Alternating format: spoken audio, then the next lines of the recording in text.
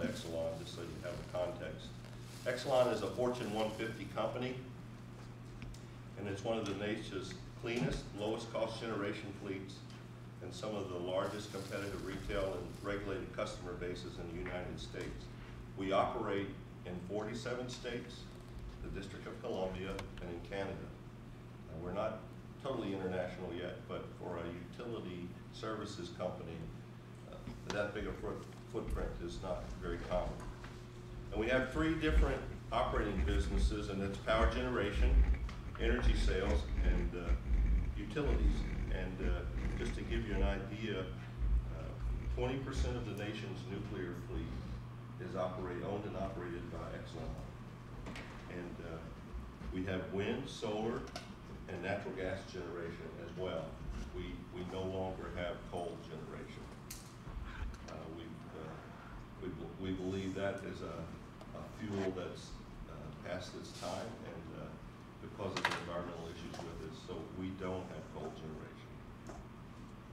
And as the president and CEO of PECO, I think I have a pretty decent view of the industry, but I want to tell you a few things about the industry.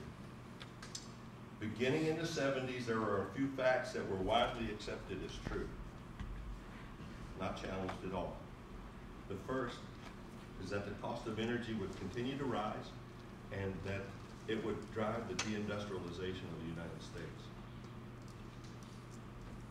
That the United States would be increasingly dependent on energy imports, and particularly from unstable and often unfriendly countries that operated in a cartel fashion.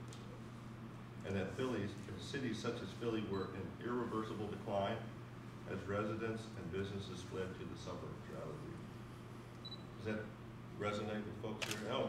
And Varsovia said I would define the format. Look, if you have a question, fire away, anytime. I think it's better if there's a dialogue than if I'm just talking at you. So, anyway. So, and then finally, the belief that coal would be the low-cost fuel for as far as anybody could see into the future. All those assumptions are false. They've been proven false now. There's a long-standing joke that if Thomas Edison came back and looked at our industry, he would absolutely recognize it looked just the same as what he was. Yeah. In many aspects of our industry, old is not bad. I'll give you a nugget about Philadelphia.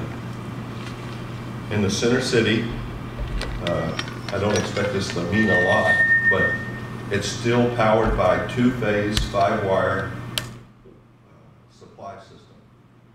Well, the 2-phase, 5-wire was originally designed back when they created Niagara Falls, and they created the generators there because they hadn't yet decided whether the electric industry was going to be 2-phase or 3-phase.